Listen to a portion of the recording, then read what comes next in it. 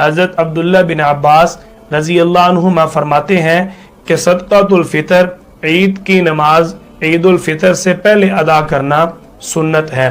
صدقۃ الفطر 4 اشیاء کے بارے میں مقرر کیا گیا۔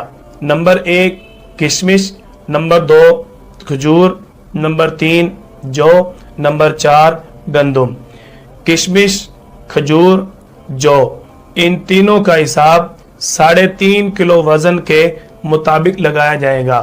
3.5 کلو وزن کی جو کشمش کی قیمت ہوگی وہ ادا کرنی ہوگی۔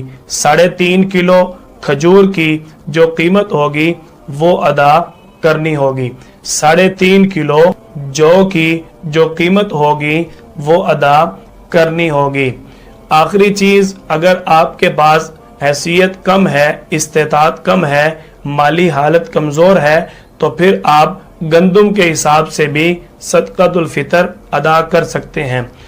گندم سے اگر آپ صدقۃ الفطر ادا کرنا چاہیں تو آپ کو 1.25 کلو گندم کے حساب سے صدقۃ الفطر ادا کرنا ہوگا۔